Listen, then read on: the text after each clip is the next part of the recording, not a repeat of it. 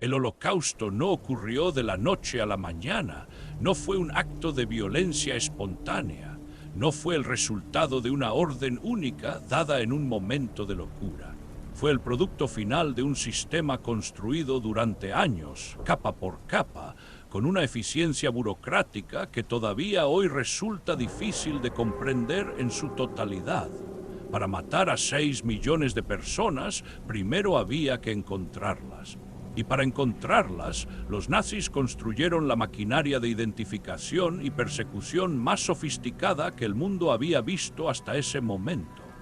Un sistema que combinaba censos de población, delaciones de vecinos, registros eclesiásticos, tecnología de tarjetas perforadas y la colaboración activa de gobiernos en toda Europa ocupada. Este video no es una lista de atrocidades, es el análisis de un sistema, de cómo funciona la persecución cuando un Estado decide aplicar todos sus recursos a encontrar a un grupo de personas y hacer que desaparezcan. Entender ese sistema no es solo historia, es una advertencia. Antes de poder perseguir a alguien, hay que definir quién es. Esta fue la primera y más fundamental tarea del régimen nazi y la resolvieron el 15 de septiembre de 1935 con la aprobación de las leyes de Nuremberg. Las leyes de Nuremberg establecieron por primera vez en la historia alemana una definición legal de quién era judío. No bastaba con practicar la religión judía, no bastaba con identificarse culturalmente como judío. Las leyes establecieron una clasificación basada en la ascendencia en los abuelos. Si tenías 3 o 4 abuelos judíos, eras judío según la ley alemana. Si tenías 2 abuelos judíos, eras un Mischling de primer grado. Si tenías un abuelo judío, eras un Mischling de segundo grado. Cada categoría tenía restricciones diferentes. Cada categoría determinaba tu destino de manera diferente. Este sistema de clasificación por ascendencia creó inmediatamente un problema práctico para el régimen. ¿Cómo sabías quiénes eran los abuelos de alguien? La respuesta estaba en los archivos de las iglesias. Alemania llevaba siglos registrando nacimientos, matrimonios y muertes a través de los registros parroquiales. Cada bautismo, cada boda, cada funeral estaba documentado en los libros de las iglesias locales. Y esos registros, que llegaban en algunos casos hasta el siglo XVI, contenían información sobre la religión de cada persona registrada. Los nazis accedieron sistemáticamente a todos esos archivos. En toda Alemania y posteriormente en todos los territorios ocupados, equipos de funcionarios revisaron décadas y en algunos casos siglos de registros parroquiales para construir árboles genealógicos que determinaran la ascendencia racial de la población. Si tu bisabuelo había sido bautizado en la fe judía en 1847 en una pequeña ciudad de Baviera, ese dato podía determinar tu destino en 1942. En mayo de 1939, el gobierno nazi realizó un censo nacional de población. No era el primer censo alemán, pero sí era diferente a todos los anteriores en un aspecto fundamental. Por primera vez, el formulario del censo incluía una pregunta sobre religión y ascendencia racial. Cada ciudadano alemán estaba obligado por ley a responder esa pregunta con honestidad. Mentir en el censo era un delito grave y la información recopilada fue transferida inmediatamente a las oficinas del partido nazi y de las SS, pero el volumen de información era enorme. Alemania tenía 80 millones de habitantes. Procesar manualmente esos datos habría llevado años. Aquí es donde entra uno de los aspectos más perturbadores y menos conocidos del Holocausto. La empresa IBM, la compañía americana de tecnología, tenía una filial alemana llamada Deomag. Y Deomag proporcionó al gobierno nazi el sistema de procesamiento de datos más avanzado disponible en ese momento, las máquinas de tarjetas perforadas o Yerit. El funcionamiento era relativamente simple. Los datos del censo, nombre, dirección, religión, ocupación, ascendencia, eran transferidos a tarjetas perforadas. Cada agujero en la tarjeta representaba un dato diferente. Las máquinas Oyerit podían procesar y clasificar miles de tarjetas por hora. El resultado era que el gobierno nazi podía, en cuestión de horas, generar listas completas de todos los judíos registrados en cualquier ciudad, región o distrito del país, ordenadas por apellido, por dirección, por ocupación, por grado de ascendencia judía según las leyes de Nuremberg. El Holocausto fue, entre otras cosas, un proyecto de gestión de datos. Y la tecnología que lo hizo posible fue proporcionada por una empresa americana que continuó operando en la Alemania nazi hasta bien entrado el conflicto. El historiador Edwin Black documentó todo esto en su libro IBM y el Holocausto, publicado en 2001. Es una de las investigaciones más incómodas de la historia reciente y sus conclusiones nunca han sido refutadas de manera convincente. La identificación en papel no era suficiente. El régimen necesitaba que la identificación fuera visible, que cualquier alemán en cualquier calle pudiera saber inmediatamente si la persona que tenía delante era judía. La solución fue la estrella amarilla de David.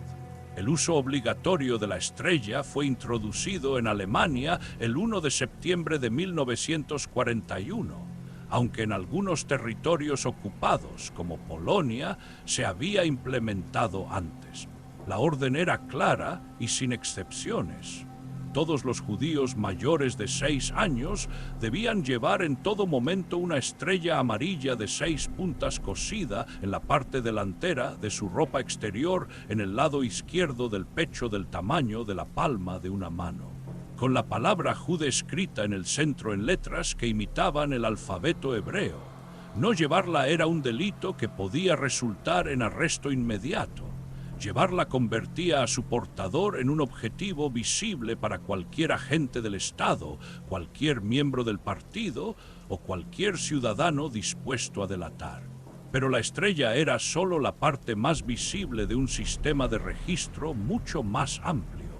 Desde 1938, los judíos alemanes estaban obligados a llevar documentos de identidad especiales marcados con una J roja estampada en la esquina superior derecha. Los hombres judíos que no tuvieran un nombre reconociblemente judío estaban obligados a añadir el nombre Israel a su nombre legal. Las mujeres estaban obligadas a añadir el nombre Sara. El objetivo era que en cualquier control, en cualquier interacción con las autoridades, la identidad judía de una persona fuera inmediatamente reconocible sin necesidad de consultar ningún registro. En los territorios ocupados, el sistema de registro se implementó con una velocidad que sorprendió incluso a algunos funcionarios nazis. En Polonia, la Judenrate, los consejos judíos establecidos por los nazis, fueron obligados a mantener registros detallados de toda la población judía bajo su jurisdicción, incluyendo nombres, edades, direcciones y ocupaciones. Irónicamente, los nazis usaron las estructuras comunitarias judías para construir los registros que luego usarían para deportar a esas mismas comunidades. Ningún sistema de identificación, por sofisticado que sea, puede funcionar sin información en tiempo real. Los registros del censo decían dónde vivía alguien en 1939. Pero las personas se mueven, se esconden, cambian de dirección, falsifican documentos, buscan refugio con amigos o extraños. Para encontrar a los judíos que intentaban esconderse, el régimen nazi dependía de algo que no requería tecnología ni burocracia, dependía de los vecinos. La Gestapo, la policía secreta del Estado, tenía una reputación de omnisciencia que en realidad no se correspondía con su tamaño real. En una ciudad como Colonia, con casi 800.000 habitantes, la Gestapo tenía en algunos momentos menos de 100 agentes activos. 100 agentes para vigilar 800.000 personas. Era imposible, y sin embargo el sistema funcionaba. Funcionaba porque la Gestapo no necesitaba encontrar a nadie por sí misma, solo necesitaba recibir información y actuar sobre ella. El historiador Robert Geyatelli analizó miles de archivos de la Gestapo en su investigación publicada en el libro La Gestapo y la sociedad alemana, y encontró algo que cambió para siempre la comprensión histórica de cómo funcionó la persecución nazi. En la mayoría de los casos documentados, la Gestapo no inició la investigación, la inició un ciudadano alemán ordinario, un vecino que llamó para informar que la familia del tercer piso todavía tenía comida cuando los judíos supuestamente no podían comprar en tiendas alemanas. Un compañero de trabajo que sospechaba que alguien estaba ocultando su ascendencia. Un conocido que había visto a alguien entrar en un edificio sin llevar la estrella. Un examante que quería vengarse. Un competidor de negocios que quería eliminar a un rival.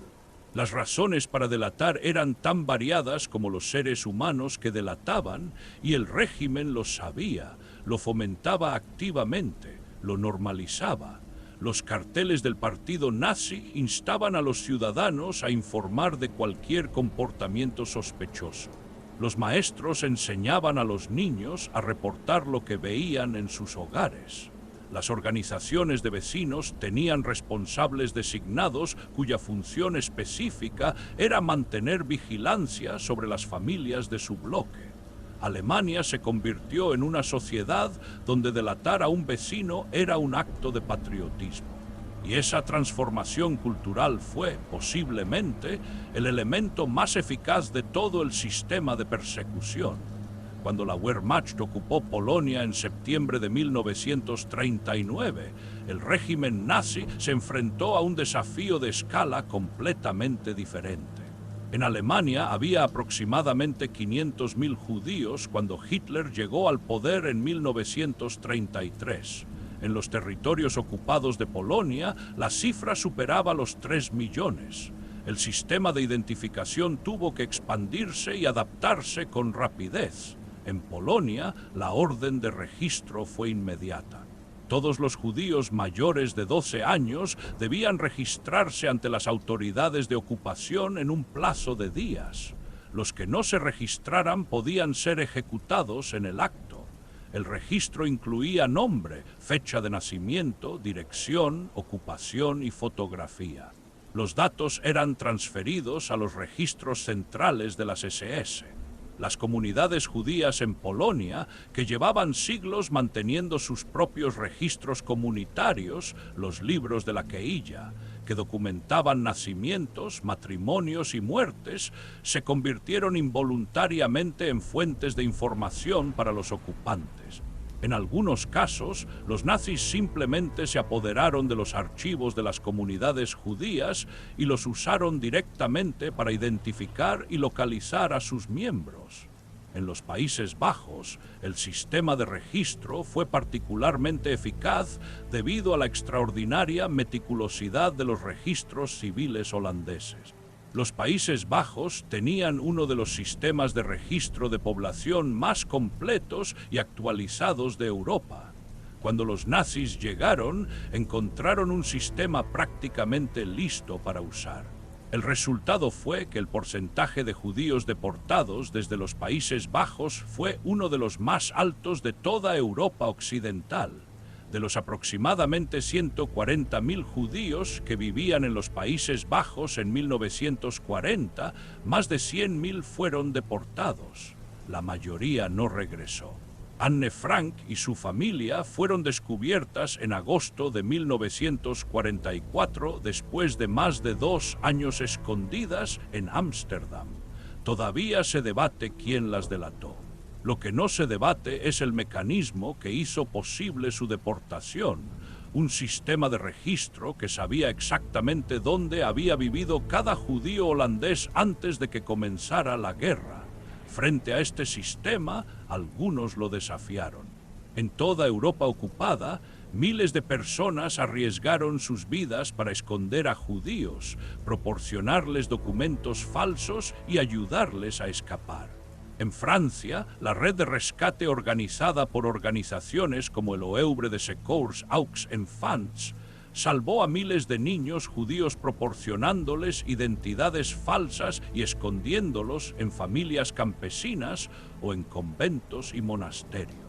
En Dinamarca, cuando en octubre de 1943 las autoridades nazis ordenaron la deportación de los judíos daneses, la población civil organizó en cuestión de días una operación de rescate masiva.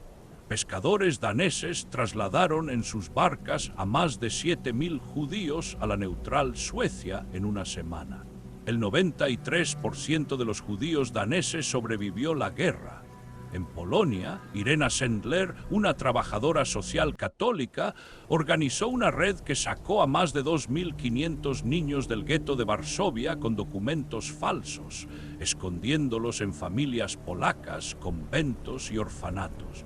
Fue capturada por la Gestapo en 1943, torturada y condenada a muerte. Sus compañeros sobornaron a un guardia para que la liberara. Sobrevivió. La historia del Holocausto no es solo la historia de los perpetradores y las víctimas. Es también la historia de las personas que miraron el sistema y decidieron que no participarían en él, que el riesgo de ayudar era menor que el peso de no hacerlo. El sistema nazi de identificación y persecución de los judíos no fue una anomalía histórica sin precedentes. Fue la culminación lógica de tendencias que llevaban décadas desarrollándose en Europa. El antisemitismo institucional, la burocracia estatal moderna, la tecnología de gestión de datos y la disposición de las poblaciones civiles a participar activamente en la persecución de sus vecinos cuando el Estado lo normalizaba. Lo que hace que ese sistema sea tan importante de entender no es solo lo que ocurrió entre 1933 y 1945, es la velocidad con la que ocurrió. En menos de una década, una sociedad moderna, educada y culturalmente sofisticada construyó un sistema capaz de identificar, registrar, marcar, aislar y finalmente deportar y asesinar a millones de personas. No porque fueran monstruos, sino porque un número suficiente de personas ordinarias decidió, en cada paso del camino, que seguir las reglas era más importante que cuestionar lo que esas reglas producían. El historiador Hannah Arendt, que cubrió el juicio de Adolf Eichmann en Jerusalén en 1961, acuñó una frase que ha definido el debate sobre el Holocausto desde entonces. La banalidad del mal, no el mal extraordinario de los monstruos. El mal ordinario de los funcionarios, los vecinos, los técnicos de tarjetas perforadas, los policías que simplemente cumplían órdenes. El sistema que encontró a los judíos de Europa no fue construido por demonios, fue construido por personas. Esa es la lección que la historia lleva 80 años intentando enseñarnos. Y la razón por la que seguimos necesitando escucharla.